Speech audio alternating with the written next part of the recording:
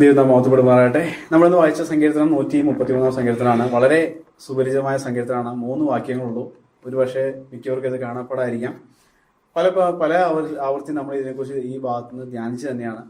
കഴിഞ്ഞ ദിവസം ഇന്നെന്ത് പറയണമെന്ന് ഞാൻ ചിന്തിച്ചപ്പോൾ എനിക്ക് വന്നൊരു ഒരു വാക്യത്തിൽ നിന്നാണ് ഞാൻ ഈ ഒരു സങ്കീർത്തനം എടുക്കുന്നത്. നമുക്ക് ഈ സങ്കീർത്തനത്തിലേക്ക് കടക്കാം. ഈ സങ്കീർത്തനം നമ്മൾ നോക്കുമ്പോൾ ഇതിന്റെ തലക്കെട്ട് നമ്മൾ നോക്കുവാണെങ്കിൽ നമുക്ക് കാണാൻ കഴിയും ഇത് ആര് എഴുതിയതാണെന്നല്ലേ. ഇത് സങ്കീർത്തനകാരനായ ദാവീദിന്റെ സങ്കീർത്തനം നമുക്ക് കാണാൻ കഴിയും. മാത്രമല്ല അവിടെ ഒരു കാര്യം കൊടുത്തിട്ടുണ്ട്, ആരോഹണ ഗീതം അല്ലേ. അപ്പൊ സങ്കീർത്തന പുസ്തകത്തിൽ 15 ആരോഹണ ഗീതങ്ങളുള്ള 120 മുതൽ 134 വരെയുള്ള സങ്കീർത്തനങ്ങളാണ് ആരോഹണ ഗീതങ്ങൾ എന്ന് അറിയപ്പെടുന്നത്. അതിൽ 14ാമത്തെ ആരോഹണ ഗീതമാണ് നമ്മളിന്ന് വായിച്ചത്. മാത്രമല്ല ഈ ഒരു സങ്കീർത്തനം തീർത്ഥാടന സങ്കീർത്തനം എന്നും കൂടി പറയാറുണ്ട്. കാരണം എന്ന് പറഞ്ഞാൽ ഈ പെസഹ, പെന്തോസ് പെരുന്നാള്, കൂടാര പെരുന്നാള് എന്ന സമയത്ത് ഈ സങ്കീർത്തനം അവർ പാടി സന്തോഷിക്കുന്ന ഒരു സങ്കീർത്തനമാണ്. അതായത് പല സ്ഥലത്ത് ചിതറിപ്പോയ യഹൂദരെ ഈ ഉത്സവ സമയത്ത് ഒരുമിച്ച് കൂടും. ആ ഒരുമിച്ച് കൂടുമ്പോൾ അവരുടെ സുഹൃത്തുക്കളും അവരുടെ ബന്ധുക്കാരും കൂട്ടുകാരും അങ്ങനെ പഴയ ആൾക്കാരൊക്കെ എല്ലാം കണ്ടുമുട്ടുമ്പോൾ ആ ഒരു വളരെ സന്തോഷത്തിലെ നമുക്ക് പറയണേ നമ്മളെ കുറിച്ച് പറയാം. നമുക്ക് വേറെ ഉത്സവം ഇല്ലാത്തതുകൊണ്ട് നമ്മുടെ മാസിയോഗോ അല്ലെങ്കിൽ ആടർത്തിക്കൊക്കെ എല്ലാവരും കൂടി വരുന്നപ്പോൾ നമുക്കുണ്ടാകുന്ന സന്തോഷമല്ലേ. അങ്ങനെ ഒരു സന്തോഷ സമയത്ത് അവർ പാടി ദൈവത്തെ സ്തുതിക്കുന്ന ഒരു സങ്കീർത്തനമാണിത്. ഒന്നുകൂടി നമ്മൾ പറയുകയാണെങ്കിൽ ഈ സങ്കീർത്തനത്തിന്റെ ഒറ്റ വാക്കി പറഞ്ഞാൽ എന്താണെന്നറിയോ, ഐക്യതയുടെ ആനന്ദമാണ്. അതായത് ഇത് ഐക്യത വരാൻ വേണ്ടി പറയുന്നതല്ല, അല്ലെങ്കിൽ നിങ്ങൾ അവർ പ്രബോധനം പറയുന്നതല്ല. അവര് സന്തോഷത്തോടെ ഐക്യതയോടെ മധ്യമറന്ന് നിൽക്കുന്ന സമയത്ത് അവര് ദൈവത്തെ പാടി സ്തുതിക്കുന്ന ഒരു സങ്കീർത്തനമാണ്. ആധാരമായി നമുക്കൊരു വാക്യം വായിക്കാം. 1-ാം വാക്യം വായിക്കാം.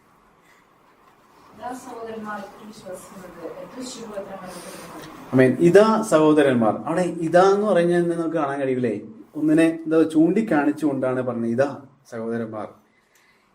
അതായത് കാൺമീൻ എന്നൊക്കെ അർത്ഥമാണ് എന്ന് വരുന്നത്. അവരെ മുന്നിൽ കണ്ടുകൊണ്ടിരിക്കുന്ന ഒരു അവസ്ഥയില്ല, ഇതാ സഹോദരന്മാർ എത്ര സന്തോഷത്തോടെ ആയിരിക്കുന്നു എന്ന് നോക്കി എന്ന് പറഞ്ഞ പോലെ ഇതാ സഹോദരന്മാർ. അപ്പൊ ഈ ഇതാന്ന് ഉപയോഗിച്ചിട്ടുള്ള വേറെ 1-2 വാക്യങ്ങളുണ്ട്. 1-2 വേറെ വാക്യങ്ങളുണ്ട്. അതിൽ നമുക്ക് സുപരിചിതമായ 1-2 വാക്യങ്ങൾ ഞാൻ എടുക്കുന്നു. ഒന്ന് സംഖ്യ പുസ്തകം 23-9 വാക്യമാണ്. അതിൽ നമുക്ക് അറിയുന്ന ഒരാളാണ് ബിലിയാം പ്രവാചകൻ. ആ ഇസ്രായേൽ മക്കൾ കടന്നു പോകുന്നത് നോക്കി വിളിച്ചു പറയുന്നൊരു കാര്യമുണ്ട് അല്ലേ. എന്താ പറയുന്നത്? ശിലാഗ്രഹങ്ങളിൽ നിന്ന് അവൻ നിന്നെ കാണുന്നു, ഗിരികളിൽ നിന്ന് ഞാൻ അവനെ ദർശിക്കുന്നു. ഇതാ തനിച്ചു പാർക്കുന്ന ഒരു ജനം ജാതികളുടെ കൂട്ടത്തിൽ. നമ്മൾ ഒത്തിരി പ്രാവശ്യം പറയാനുള്ള വാക്യ. വേറൊരു വാക്യം കൂടി ഉണ്ട്, 2 കൊരിന്ത്യർ 5-ാം അധ്യായം 17-ാം വാക്യത്തില്. അവിടെ പറയുന്നൊരു കാര്യമാണ്, ഒരുത്തൻ ക്രിസ്തുവിലായാൽ അവൻ പുതിയ സൃഷ്ടിയാകുന്നു, പഴയത് കഴിഞ്ഞുപോയി ഇതാ പഴയത് കഴിഞ്ഞുപോയി ഇതാ പുതിയതായി തീർന്നതിനെ നോക്കി വിളിച്ചു പറയും, ഇതാ അത് പുതിയത്. അപ്പൊ ഇവിടെ പറയാൻ വന്ന കാര്യം എന്ന് പറഞ്ഞാൽ ദാവീദ് പറഞ്ഞു ഇതാ സഹോദരന്മാർ എന്ന് പറഞ്ഞാൽ അവരെ മുന്നിൽ കാണുന്ന ആ സന്തോഷാവസ്ഥയില് അവര് ഐക്യമായി നിൽക്കുന്നതിനെ കണ്ട് ഭിന്നിച്ചു നിൽക്കുന്നതല്ല, അവിടെ പ്രശ്നങ്ങൾ ഉണ്ടാക്കി മാറി നിൽക്കുന്നവരെ നോക്കിയല്ല, ഐക്യത്തോടെ ഒരു മനസ്സോടെ ഏക മനസ്സോടെ കൂടിയ ജനത്തെ നോക്കി പറയാ ഇതാ സഹോദരന്മാർ ഒരുമിച്ച് വസിക്കുന്നു എന്ന് പറഞ്ഞ് തുടങ്ങുന്നത്. ഇതിന്റെ പശ്ചാത്തലത്തെ കുറിച്ച് ഒത്തിരി ചിന്തകളുണ്ട്. അതിൽ പൊതുവായിട്ടുള്ള ഒരു ചിന്ത ഞാൻ പറയാൻ ആഗ്രഹിക്കുന്നു. അതെങ്ങനെയാണ്, ഇസ്രായേലിനെ കുറിച്ച് നമ്മൾ നോക്കുകയാണെങ്കിൽ 12 ഗോത്രങ്ങളായിട്ടുണ്ട് കാണാൻ കഴിയും. ആദ്യ ഇസ്രായേലിന്റെ രാജാവായിരുന്നു ശൗൽ എന്ന് പറഞ്ഞ്. ശൗലിന്റെ ഭരണം തുടർന്ന് കുറച്ച് കഴിഞ്ഞപ്പോൾ അവിടെ വർഗീയമായും രാഷ്ട്രീയമായ ഒത്തിരി ഭിന്നതകൾ കടന്നു വന്നു, ഒത്തിരി പ്രശ്നങ്ങൾ കടന്നു വന്നു. അപ്പോൾ അതിന് ഒത്തിരി കലഹങ്ങളും യുദ്ധങ്ങളും കാര്യങ്ങളൊക്കെ കടന്നു വന്ന് ഈ ശൗലിന് ശേഷം ദാവീദ് അവിടെ രാജാവാണ്. അപ്പോൾ ദാവീദ് രാജാവാകുന്ന സമയത്ത് അവിടെ യഹൂദയും ഇസ്രായേലും കൂടി ഒരുമിച്ച് ദാവീദിനെ രാജാവാക്കുന്ന ഒരു വേളയുണ്ട്. ആ ഒരു 2 ശമൂവേൽ 5-ാം അധ്യായത്തെ നമുക്ക് കാണാൻ കഴിയുന്നു. വായിക്കാം. 2 ശമൂവേൽ 5-ാം അധ്യായം 1-2-3 വാക്യങ്ങൾ വായിക്കാം.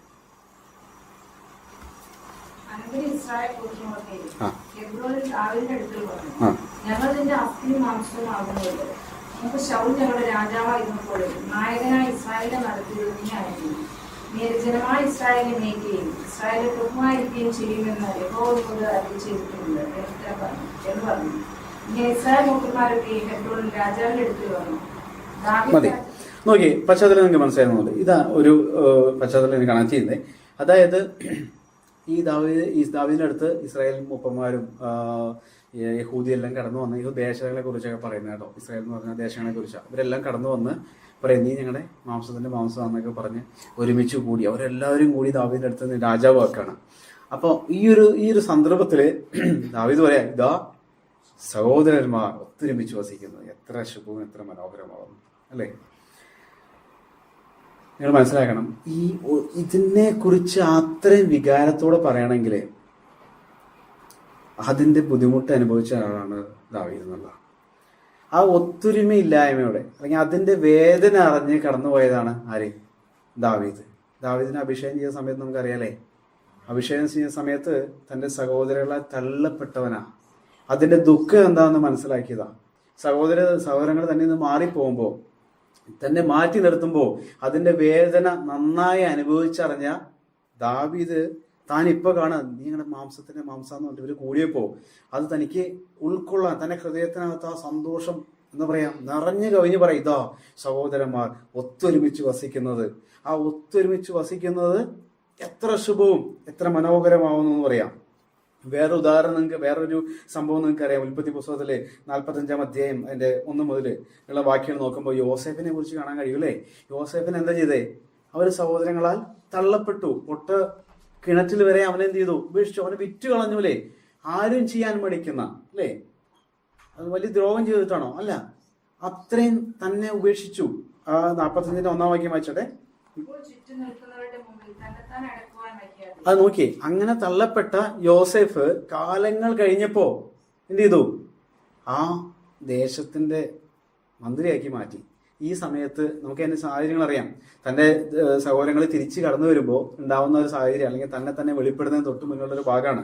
1-ാം വാക്യം വായിച്ചോട്ടെ.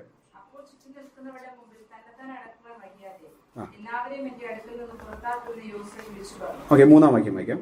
3 മുതൽ. യോസേഫ് സഹോദരന്മാരോട്, ഞാൻ യോസേഫ് ആകുന്നു, എന്റെ അപ്പൻ ജീവനോടെ ഇരിക്കുന്നു എന്ന് പറഞ്ഞു. അവന്റെ സഹോദരന്മാർ അവന്റെ സ്ഥലത്ത് ഭ്രമിച്ചു പോയതുകൊണ്ട് അവന് ഉത്തരം പറയാൻ അവർക്ക് കഴിഞ്ഞു. മതി. നോക്കിയേ, യോസേഫിനെ വളരെ നന്നായിട്ട് വേർപാടിന്റെ വേദന അറിയാം, നിന്ദിക്കപ്പെട്ടതിന്റെ വേദന അറിയാം, തള്ളപ്പെട്ടതിന്റെ വേദന അറിയാം.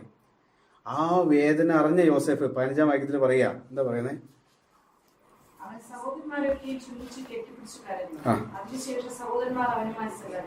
നോക്കിയേ, ആ ഒരു സന്തോഷം നോക്കിയേ. ഈ സന്തോഷത്തിന് താൻ കുറച്ച് വേദന താൻ കടന്നുപോയി. ഇതുപോലെയാണ് ദാവീദിന്റെ അവസ്ഥ. തന്നെ മറ്റുള്ളവരിലെല്ലാം തള്ളപ്പെട്ടു അല്ലേ. ആ തള്ളപ്പെട്ട ദാവീദിനെ ഒരു സഹോദരന്മാർ കൂട്ടുകൂടിയപ്പോൾ എല്ലാവരും കൂടി ഒത്തുചേർന്ന ആ സന്തോഷം അനുഭവിച്ചു പറയാ, ഇതാ സഹോദരന്മാർ ഒത്തൊരുമിച്ച് വസിക്കുന്ന എത്ര ശുഭവും എത്ര മനോഹരമാകുന്നു. സഭയുടെ പ്രാരംഭ കാലഘട്ടങ്ങളെ നോക്കുമ്പോൾ നമുക്ക് കാണാൻ കഴിയുന്ന ഒത്തൊരുമയാണ്, ഐക്യ. ഈ ഒരു കൂടിച്ചേരല നമുക്ക് കാണാൻ കഴിയുന്നത്.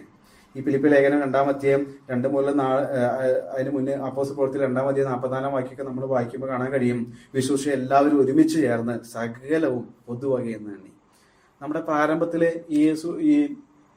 ഈ ആദിമസഭയിലെ കാര്യം എന്ന് പറഞ്ഞാൽ അവര് ജനങ്ങൾക്കിടയിൽ വിശ്വാസികൾക്കിടയിൽ ഉണ്ടെന്ന് പറഞ്ഞാൽ ഇവർ ഒരുമിച്ച് കൂടി അവര് ഐക്യമത്യപ്പെട്ടു, ഒന്നായി തീർന്നു, പൊതുവക എന്നെണ്ണി. നോക്കി, അതൊക്കെ നോക്കി അവരുടെ ഉള്ളിലെ അത്രയും ഒരു സന്തോഷം അവർ അനുഭവിച്ചുകൊണ്ടാണ്. പക്ഷെ കുറച്ചും കൂടി കഴിയുമ്പോൾ പൗലോസ് ഫിലിപ്പിയ ലേഖനം എഴുതുമ്പോൾ അവിടെ ഫിലിപ്പിയ വിശ്വാസത്തോട് പറഞ്ഞൊരു കാര്യമുണ്ട്. 2-ാം അധ്യായം 2 മുതൽ 4 വരെയുള്ള വാക്യങ്ങളിൽ, നിങ്ങൾ ഏക മനസ്സുള്ളവരായി, ഏക സ്നേഹം പൂണ്ട്, ഐക്യമത്യപ്പെട്ട്, ഏക ഭാവമുള്ളവരായി ഇങ്ങനെ എന്റെ സന്തോഷം പൂർണ്ണമാക്കുവാൻ, ചാടിത്തലോ ദുരഭിമാനത്തലോ ഒന്നും ചെയ്യാതെ താഴ്മയോടെ ഓരോരുത്തരും മറ്റുള്ളവനെ തന്നേക്കാൾ ശ്രേഷ്ഠം എണ്ണിക്കൊള്ളുവിൻ, ഓരോരുത്തർ സ്വന്തം ഗുണമല്ല മറ്റുള്ള ഗുണം കൂടെ നോക്കണം. അതായത് ആ ഫിലിപ്പിയ സഭയോട് ഉപദേശിക്കേണ്ടതായി കടന്നു വന്നു. നിങ്ങൾ എന്ത് ചെയ്യണം? ഏക മനസ്സോട് വരണം. നിങ്ങൾ മറ്റുള്ളവരെയും നമ്മളെക്കാളും ശ്രേഷ്ഠനായ എണ്ണം. നമ്മുടെ ഗുണം മാത്രം നോക്കിയാൽ പോരാ, മറ്റുള്ളവരെ ഗുണം കൂടി നോക്കണം എന്ന് പറഞ്ഞൊരു പ്രബോധനം കൊടുക്കേണ്ട അവസ്ഥയിലേക്ക് എന്ത് കടന്നു വന്നു? മാറുകയായി തീർന്നു. അപ്പോൾ ഒത്തൊരുമിച്ച് വസിക്കുക എന്ന് പറഞ്ഞൊരു കാര്യം, അതിന്റെ സന്തോഷം നമ്മൾ അനുഭവിച്ചുള്ളതായിരിക്കും. അതിലേക്ക് എത്തിച്ചേരണമെന്നാണ് അത് മനസ്സിലാക്കിക്കൊണ്ടാണ് ഇവിടെ പറയുന്നത്. അപ്പോൾ ഒത്തൊരുമിച്ച് വസിക്കുന്നത് എന്താന്ന് പറഞ്ഞേ, അത് ശുഭമാണ്, അത് മനോഹരമാണ്. ഒരു കുടുംബത്തിലായാലും ഒത്തൊരുമിച്ചുള്ള ഒരു കുടുംബം അത് ശുഭമായി തീർന്ന കുടുംബമായിരിക്കും, അത് മനോഹരമായിരിക്കും. എന്തെല്ലാം കുറവുകളുണ്ടെന്നോ പ്രശ്നങ്ങളുണ്ടെന്നോ അല്ല, ഒരു കുടുംബത്തിൽ ഒത്തൊരുമ ഉണ്ടെങ്കിൽ പ്രൈസലോ അവിടെ നമ്മൾ അനുഭവിക്കുന്ന ഒരു സന്തോഷം വേറെയാണ്. അത് മാത്രമല്ല, കുടുംബം മാത്രമല്ല, ഒരു സഭയായിക്കോട്ടെ, സമൂഹമായിക്കോട്ടെ, നമുക്കത് കാണാം. ഇന്ന് കാലഘട്ടത്തിൽ നമ്മൾ നോക്കുവാണെങ്കിൽ ഈ ഒത്തൊരുമ നഷ്ടപ്പെട്ടുകൊണ്ടിരിക്കുക. അതിന്റെ കാരണം ഫിലിപ്പിയ ലേഖനത്തിൽ പൗലോസ് പറഞ്ഞ കാര്യം എന്താ നിങ്ങളൊന്ന് താഴുവിൻ, നിങ്ങൾ തന്നെ ഒന്ന് താഴ്ത്തുവിൻ, മറ്റുള്ളവനെ നിങ്ങളെക്കാൾ ശ്രേഷ്ഠനായി എണ്ണുവിൻ. പിന്നെ എന്താ പറഞ്ഞിരിക്കുന്നത്? ഇന്ന് സ്വന്തം ഗുണമല്ല. അപ്പൊ ഇതൊക്കെ നമ്മൾ കുടുംബത്തിൽ നോക്കാതെ വരുമ്പോൾ എന്ത് സംഭവിക്കുന്നത്? ഈ ഒത്തൊരുമയ്ക്ക് നമുക്ക് കഴിയാതെ വരുന്നത്. ഈ കറക്റ്റ് കാര്യങ്ങൾ നമ്മൾ കുടുംബത്തിലേക്ക് കൊണ്ടുവന്നാൽ എന്ത് സംഭവിക്കും? ഈ ഒത്തൊരുമ നമുക്ക് ലഭിക്കുവാനായി തരും. നമ്മൾ ഒരുമിച്ച് വസിക്കുന്നതാണ് ശുഭം. എല്ലാവരുടെ ജീവിതത്തിലും നമ്മുടെ ഭവനം ശുഭമായി തീരാൻ, നമ്മൾ മനോഹരമായി തീരാൻ എല്ലാവരും നമ്മൾ ആഗ്രഹിക്കുന്നു. ഈ ആഗ്രഹത്തിന് അതിന്റെ പ്രധാന കാര്യം എന്താണെന്നറിയോ? ഒത്തൊരുമയാണ്. നമ്മൾ ഒരുമിച്ച്, നമ്മൾ പറയില്ലേ ഐക്യമത്യ മഹാബലം എന്നൊക്കെ നമ്മൾ പഠിച്ചിട്ടില്ലേ? നമ്മൾ ഒരുമിച്ച് നിൽക്കുന്നതാണ് നമ്മുടെ ഒരു ബലം എന്ന് പറയുന്നത്. അപ്പോൾ നമ്മൾ ഒരുമിച്ച് നിൽക്കുവാനിടയായി തീരട്ടെ. ആ ഒരു ഒരുമിച്ച് നിൽക്കുന്നതിൽ നമ്മുടെ ജീവിതം, നമ്മുടെ കുടുംബം, നമ്മുടെ സമൂഹം ശുഭമുള്ളതായി തീരുവാനായി തീരും. ഒരു പായക്കപ്പലിനെ കുറിച്ച് നോക്കുവാണെങ്കിൽ കാറ്റ് കൊണ്ട് ഓടുന്ന പായക്കപ്പൽ അല്ലേ? ആ കാറ്റാണ് ഈ പായക്കപ്പലിനെ ശുഭമായ ആ തീരത്തിലേക്ക് എത്തിച്ചേർന്നത്. പക്ഷെ ഈ കാറ്റ് മാറുമ്പോൾ തന്നെ എന്ത് സംഭവിക്കും?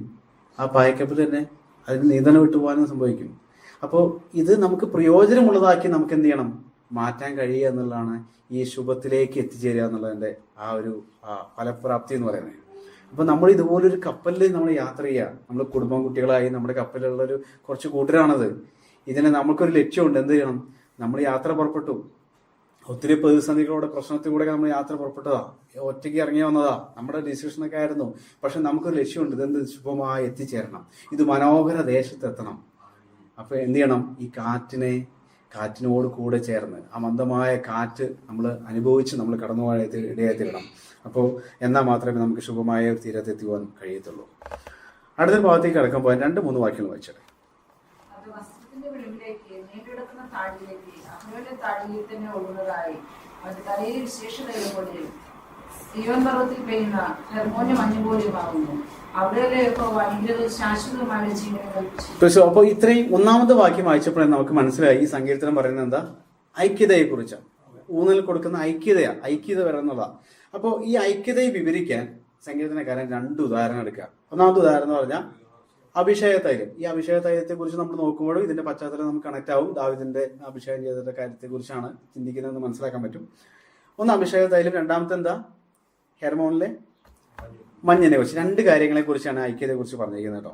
അപ്പോൾ ഈ അഭിഷേക തൈലം എന്ന് പറഞ്ഞ ആ കാര്യത്തെ കുറിച്ച് നോക്കുമ്പോൾ പുറപ്പാട് പുസ്തകം 30-ാം അധ്യായം 25-ാം വാക്യത്തില് ഈ വിശുദ്ധമായ അഭിഷേക തൈലം എങ്ങനെയാണ് ഉണ്ടാക്കണ്ടേ, അതിന്റെ കാര്യങ്ങൾ എന്തൊക്കെ ചേർക്കണ്ടേ, എത്ര അളവ് ചേർക്കണം എന്നൊക്കെ നമുക്ക് അതിൽ കാണാൻ കഴിയും. ഈ അഭിഷേക തൈലത്തെ നമ്മൾ നമ്മൾ അതിന് ഉപയോഗിക്കാറുള്ളത് പരിശുദ്ധാത്മ അഭിഷേകത്തെ കൂടാണ് ഉപയോഗിക്കാറുള്ളത്. ഈ തൈലത്തിന് 1-3 പ്രത്യേകതകളുണ്ട്. ഒന്നെന്ന് പറഞ്ഞാൽ ഇത് വിശുദ്ധിയെ കാണിക്കുന്നു. ഇതങ്ങനെ എല്ലാവർക്കും ഉണ്ടാക്കാൻ പാടില്ലായിരുന്നു, എല്ലാവരും ഉണ്ടാക്കില്ല. ആ ഒരു പ്രത്യേക ദൗത്യത്തിന് മാത്രമേ ഉപയോഗിക്കാറുള്ളൂ. പ്രധാനമായും ഇത് മഹാപുരോഹിതന്മാർക്ക് അഭിഷേകം ചെയ്യുമ്പോഴാണ് ഉണ്ടാക്കാറുള്ളത്. അങ്ങനെ കുറച്ച് പ്രത്യേകതകളുണ്ട്. 2-ാമത്തെ കാര്യം എന്ന് പറഞ്ഞാൽ ഇതിൽ ചേർക്കുന്നതിൽ സൗരഭ്യ വാസനയുള്ള നല്ല സുഗന്ധ സംഭവങ്ങളോട് ഇതിനെ കൂടെ ആഡ് ചെയ്യുന്നുണ്ട്. അതുകൊണ്ട് തന്നെ ഇത് നമുക്ക് ഈ തൈലം എന്നൊക്കെ പറയുമ്പോൾ എനിക്ക് ഓർമ്മ വരുന്ന പറഞ്ഞാൽ എൻ്റെ വീട്ടിൽ അമ്മാമ്മ ഉണ്ടായിരുന്നു. അമ്മാമ്മയുടെ ഒരു തൈലുണ്ട്, അത് പറ്റുമ്പോൾ നമ്മളെ പരിസരത്തിൽ പോകാൻ പറ്റില്ല. ഇതാണ് നമുക്കറിയുന്ന തൈലം. അപ്പൊ അതാണ് നമുക്ക് പെട്ടെന്ന് കണക്ട് ചെയ്യുന്നത്. ദൈവം ഈ തൈലൊക്കെ ഇങ്ങനെ തലയോടെ ഒഴിക്കുന്നു, പിന്നെ ആ പരിസരത്തുള്ള ആൾക്കാർ പോകത്തില്ലെന്നൊക്കെ നമ്മൾ ചിന്തിക്കണം. പക്ഷെ അതിന്റെ കൂട്ടു വ്യത്യാസം ഉണ്ടെന്നുള്ളതാണ്. അപ്പോൾ മാത്രമല്ല ഇതിന് സൗരഭ്യ വാസനയുണ്ട്. അപ്പൊ ഇത് തലയ്ക്കകത്ത് വീഴുമ്പോൾ അല്ലെങ്കിൽ ഇത് ഒഴിച്ചൊരു വ്യക്തി ദൂരത്ത് നിന്ന് എന്ത് ചെയ്യും? അറിയും. ഇനി ഇത് ഒഴുകി എന്ത് ചെയ്യുന്നേ? ഇറങ്ങുന്നു, തലയ്ക്ക് ഒഴിക്കുന്നു, വസ്ത്രത്തിലേക്ക് വന്ന് വസ്ത്രം വിളിമ്പിലോടെത്തുന്നു. അപ്പോൾ ഇത് നമ്മൾ മനസ്സിലാക്കേണ്ട കാര്യം, ഈ തൈലം ഉണ്ടാക്കാൻ വ്യത്യസ്ത അളവുകളിൽ, ഞാനത് വായിക്കുന്നില്ല, വ്യത്യസ്ത അളവുകളിൽ വ്യത്യസ്ത വസ്തുക്കൾ ചേർത്താണ് ഉണ്ടാക്കുന്നത്. ഇതൊരു സഭയെ കാണിക്കുക. നമ്മളെല്ലാവരും വ്യത്യസ്ത അളവുകളുള്ളവരാ, വ്യത്യസ്ത രീതിയിലുള്ളവർ, വ്യത്യസ്ത കുടുംബത്തിൽ വന്നവരാ. ഇവരെല്ലാവരും ഒരുമിച്ച് ചേർന്ന് കഴിയുമ്പോൾ എന്ത് സംഭവിക്കും? ഇത് വിശുദ്ധമായി തീരും. ഇതിലൊരു സൗരഭ്യം എന്ത് ചെയ്യും? പുറത്തോട്ട് വരും. ഇത് മറ്റുള്ളവർക്ക് എന്ത് ചെയ്യാൻ പറ്റും? ഇത് മണക്കാൻ കഴിയും. മാത്രമല്ല ഇതിന്റെ മുകളിൽ മുതൽ താഴെ എല്ലാ മേഖലകളിലേക്ക് എന്ത് ചെയ്യുന്നേ? ഈ തൈലം ഇറങ്ങുവാണ്. അപ്പോൾ ഇത് എന്തിനെ കാണിക്കുന്ന പറഞ്ഞേ? ആ ദാവീദ് നോക്കുമ്പോൾ ആ അഭിഷേക തൈലം തന്റെ മേൽ വീണ് താൻ ഒഴുകുന്നതിനെ കുറിച്ച് പറയാ. ഇതിനെ ഐക്യതയെ കാണിക്കുക, ഇതിനെ ഉദാഹരണം പറയാം. അപ്പൊ ഇതുപോലെ ആയിരിക്കണം എന്ത് ചെയ്യണം? നമ്മൾ ഐക്യമായിരിക്കുന്നത് എന്നുള്ളത്. രണ്ടാമത്തെ കാര്യം പറയുന്നത് ഹെർമോണിലെ മഞ്ഞിനെ കുറിച്ചാണ്. ഹെർമോണിലെ മഞ്ഞിനെ കുറിച്ച് പറയുകയാണെങ്കിൽ നമുക്കറിയാം, ഇത് പറയുമ്പോൾ നമുക്ക് ഇതൊരു പർവ്വതമാണ്, മഞ്ഞ് ഉറച്ചു നിൽക്കുന്ന സ്ഥലമാണ്. പക്ഷേ ഈ മഞ്ഞ് ഉരുകണ സമയമുണ്ടല്ലേ, ഇത് ഉരുകി കഴിയുമ്പോൾ എന്ത് സംഭവിക്കും? കുറച്ച് പ്രത്യേകത ഉണ്ട്. എന്തൊക്കെയാ? ഒന്ന് നല്ല തണുത്ത വെള്ളമായിരിക്കും ഇതിൻ്റെ താഴത്തേക്ക് ഒഴുകി വരിക. നല്ല നീരുറവ് പോലെ ഒഴുകി താഴേക്ക് പോകും. താഴെ വരണ്ട നിലങ്ങളായിരിക്കാം. പക്ഷെ ഈ വെള്ളം ചെല്ലുമ്പോൾ അവർക്ക് എന്ത് ചെയ്യും? കുളിർമയേകും. ചിലപ്പോൾ ജീവിതത്തിന്റെ പിരിമുറുക്കവും സമാധാനമില്ലാതെ ഇരിക്കുന്നവരായിരിക്കാം. പക്ഷെ ഈ വെള്ളം ചെല്ലുമ്പോൾ അവരുടെ മനസ്സിന് എന്ത് ചെയ്യും? അവർക്കൊരു കുളിര് ലഭിക്കും, അവർക്കൊരു ആശ്വാസം ലഭിക്കും, അവർക്കൊരു സമാധാനം ലഭിക്കും. അതാണ് ഈ മഞ്ഞ് അവിടേക്ക് ഉരുകി വരുന്നത്. മാത്രമല്ല, ഈ വെള്ളം അവിടേക്ക് ചെല്ലുമ്പോൾ അവിടെ ഉണങ്ങിക്കിടന്നതൊക്കെ എന്ത് ചെയ്യും? ഒന്ന് ജീവൻ പ്രാപിക്കും, അല്ലേ? ഒരു പുതിയ തളിരിടും, ഒരു സമൃദ്ധി ഉണ്ടാവും. ഹല്ലേലൂയ. അപ്പോൾ സംഗീതം പറയാം, ഐക്യത എന്ന് പറഞ്ഞാൽ ഈ ഹെർമോണിലെ മഞ്ഞ് പോലെയാണ്. ഇത് വരണ്ട നിലമാണ്. അവിടെ ദൂരത്താ ഈ പർവ്വതം കിടക്കുന്നത്, എത്ര ദൂരത്താ. പക്ഷെ ഇത് ഉരുകി താഴേക്ക് എത്തുമ്പോൾ അത് എല്ലാ മേഖലകളിലേക്കും പ്രയോജനം ചെയ്യുന്ന പോലെ, എല്ലാവർക്കും തണുപ്പേകുന്ന പോലെ, എല്ലാവരും മനസ്സിനും ആശ്വാസം പകരുന്ന പോലെ നമ്മുടെ ഐക്യത ഈ ഇതുപോലെ പകരുവാനായിത്തീരുന്നതാ. അവസാന ഭാഗത്തിൽ പറയുന്ന ഒരു കാര്യമുണ്ട്, അവിടെയല്ലോ യഹോവ അനുഗ്രഹവും ശാശ്വതമായ ജീവനം കൽപ്പിച്ചിരിക്കുന്നത്. നമ്മൾ ഭിന്നിച്ചിരിക്കുന്നതാണെങ്കിൽ, നമ്മൾ മാറിയിരിക്കുന്നവരാണെങ്കിൽ ദൈവം ആക്കിയിരിക്കുന്നത് ഐക്യബന്ധപ്പെടുവാണ്, നമ്മൾ ഒരുമിക്കുകയാണ്. അവിടെയല്ലോ യഹോവ അനുഗ്രഹവും ശാശ്വതമായ ജീവൻ കൽപ്പിച്ചിരിക്കുന്നത്. ഈ ദിവസങ്ങളിൽ ഈ ഒരു ഐക്യത്തിലേക്ക് കടന്നു വരുവാൻ സംഗീതകാരൻ പറയുന്ന പോലെ നമ്മുടെ കൂട്ടായ്മകൾ നമ്മൾ കൂടുന്നത് എന്താണ്? ഈ പാട്ട് പാടുവാൻ വേണ്ടി. ഇതുകൊണ്ട് അവരെല്ലാവരും കൂടുമ്പോൾ എന്ത് ചെയ്യും? ഇതാ സഹോദരന്മാർ ഒത്തൊരുമിച്ച് വസിക്കുന്ന എത്ര ശുഭവും എത്ര മനോഹരമാവും എന്ന് പറഞ്ഞ് അവർ സ്തുതിക്കാറുള്ളത് അതുകൊണ്ടാണ്. മാത്രമല്ല, ഞാൻ വിട്ടുപോയൊരു കാര്യം കൂടി അവിടെ ആഡ് ചെയ്തിട്ട് കടന്നു പോകാൻ ആഗ്രഹിക്കുന്നു. ഈ സഹോദരന്മാരെന്ന് അവിടെ പറഞ്ഞിരിക്കുന്ന ഒരു കാര്യമുണ്ട്. ഞാൻ അതിനെക്കുറിച്ച് നോക്കിയപ്പോൾ ഇതൊരു സംസ്കൃത വാക്കാണ്. 2 വാക്കിൽ നിന്നാണ് ഈ ഒരു സഹോദരൻ എന്ന വാക്ക് വന്നിരിക്കുന്നത്. അപ്പോൾ ഈ 2 വാക്കുകളിൽ ഒന്ന് സഹ എന്ന് അതിൻ്റെ അർത്ഥം എന്ന് പറഞ്ഞാൽ കൂടെയുള്ള അല്ലെങ്കിൽ ഒരുപോലെയുള്ള എന്നൊക്കെ അർത്ഥം. ഉദരം, സഹ ഉദരം എന്ന് പറഞ്ഞാൽ നമുക്കറിയില്ല, വയറ്. അതായത് ഒരേ ഉദരത്തിൽ നിന്ന് ജനിച്ചവൻ, ഒരേ അമ്മയുടെ ഗർഭപാത്രത്തിൽ നിന്ന് ജനിച്ചവൻ എന്നർത്ഥം സഹോദരൻ. അപ്പൊ നമ്മൾ എല്ലാവരും കയറി സഹോദര എന്ന് വിളിക്കുമ്പോൾ ദേഷ്യമുള്ളവരെയും എല്ലാവരും നമ്മൾ സഹോദര എന്ന് വിളിക്കും. അപ്പൊ അതിനർത്ഥം എന്ന് പറഞ്ഞാൽ കൂടെയുള്ളവൻ, ഒരേ ഉദരത്തിൽ നിന്ന് വന്നതെന്നാണ്. ഇവിടെ നമ്മൾ ഈ സങ്കീർത്തനങ്ങളെടുത്ത് നോക്കുമ്പോൾ ഇതൊരു കേവലം രക്തബന്ധമുള്ളവരെ മാത്രമല്ല പറയുന്നത്, അവർ വിശ്വസിക്കുന്ന ആ ദൈവത്തിൽ കൂടിച്ചേർന്ന ആ വലിയ കൂട്ടത്തെയാണ് എല്ലാവരും എന്ത് ചെയ്യുന്നത്? സഹോദരൻ എന്ന് വിളിക്കുന്നത്. അപ്പോൾ ഈ ഒരു ആഴമേറിയ അർത്ഥത്തിൽ നമ്മളായി തീർന്നാൽ എന്ത് സംഭവിക്കേണ്ടതായി നമുക്ക് ദൈവം ആഗ്രഹിക്കുന്ന വിധത്തിൽ നമുക്ക് കടന്നു വരാൻ കഴിയും. മാത്രമല്ല, ഉപവാസത്തെക്കുറിച്ച് പറഞ്ഞൊരു ഭാഗമുണ്ട്. ഉപവാസത്തെക്കുറിച്ച് പറയുമ്പോൾ നിങ്ങളുടെ നോമ്പും നിങ്ങൾക്ക് പ്രസാദമുള്ള ദിവസവും എപ്രകാരം എന്ന് ചോദിക്കുന്നുണ്ട്. ഈ കാലഘട്ടം എന്ന് പറഞ്ഞാൽ നോമ്പുകളുടെ ഒരു അനവധി നോമ്പുകൾ കൂടുന്ന ഒരു സമയമാണല്ലോ. അപ്പോൾ അവിടെ പറയാണ് യെശയ്യാവ് പ്രവാചക പുസ്തകം 58-ാം അധ്യായത്തിൽ അതിൽ 5, 6, 7 വാക്യങ്ങൾ നമ്മൾ നോക്കുമ്പോൾ അവിടെ പറഞ്ഞൊരു കാര്യമുണ്ട്. നിങ്ങൾ നിന്റെ മാംസരക്തങ്ങളായിരിക്കുന്നവർക്ക് നിങ്ങളെ തന്നെ മറയ്ക്കാതിരിക്കുന്നതും അല്ലയോ? ഒത്തിരി കാര്യങ്ങളോട് പറഞ്ഞിട്ട് പറയാം, നിങ്ങൾ അത് ചെയ്യുന്നു ഇത് ചെയ്യുന്നു. അപ്പൊ ദൈവത്തിന് പ്രസാദമുള്ള യാഗം എന്താ? അതിൽ കുറച്ച് കാര്യങ്ങൾ പറഞ്ഞിട്ടുണ്ട്. നിങ്ങൾ പലപ്പോഴും ഉപവാസ സമയത്ത് ചിന്തിച്ചുകൊണ്ട് ഞാനതൊന്നും പറയാത്ത ഞാൻ ഇതിലെ ഭാഗം മാത്രം എടുക്കുക.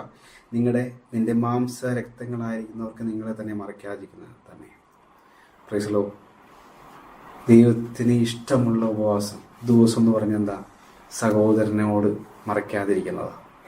സഹോദരനായിട്ട് വർഷങ്ങളോളം മിണ്ടത്തില്ല, ഭയങ്കര ഉപവാസമാണ്. സഹോദരനായിട്ട് പിണങ്ങിയിരിക്കുക വർഷങ്ങളായിട്ട്, കണ്ടാൽ പോലും മിണ്ടത്തില്ല. കണ്ടു കഴിഞ്ഞാൽ കീരിയും പാമ്പും എന്നൊക്കെ പറയുന്ന പോലെയാണ്. പക്ഷെ ഉപവാസവും പ്രാർത്ഥനയൊക്കെയാണ്. അപ്പോൾ നമ്മളിത് വായിച്ചിട്ട് എത്ര പ്രാവശ്യം വായിച്ചിട്ടുള്ള സംഭവങ്ങളാണ്. പക്ഷെ നമ്മളിത് കാണാതെ പോരുത്. ദൈവത്തിന് ഇഷ്ടമുള്ള പ്രസാദം എന്താ? നിന്റെ സഹോദരനോട്. അത് രക്തബന്ധമായാലും യേശു രക്തബന്ധമായാലും നമ്മുടെ ആരായാലും ഈ ഒരു ബന്ധത്തിലായിരിക്കണം. അപ്പോൾ ഒരു സഹോദര ബന്ധത്തിന്റെ വേദന അനുഭവിച്ച സങ്കീർത്തനക്കാരനായ ദാവീദ് പറയാ, ഇതാ സഹോദരന്മാർ ഒത്തൊരുമിച്ച് വസിക്കുന്നു, എത്ര മനോഹരമാകുന്നു. സഹോദര ബന്ധത്തിന്റെ വേദന അനുഭവിച്ച യോസഫ് പറയാ, ഇതാ സഹോദരന്മാർ ഒത്തൊരുമിച്ച് വസിക്കുന്ന എത്ര ശുഭവും എത്ര മനോഹരം. ഈ ദിവസങ്ങളിൽ ഈ ഒരു ബന്ധത്തിൽ ഈ ഒരു ഐക്യത്തിലായി തീരുവാൻ ദൈവം നമ്മളെ സഹായിക്കട്ടെ എന്ന് പറഞ്ഞുകൊണ്ട് ദൈവം നിർമ്മിക്കുന്ന ദൈവത്തെ അനുഗ്രഹിക്കട്ടെ.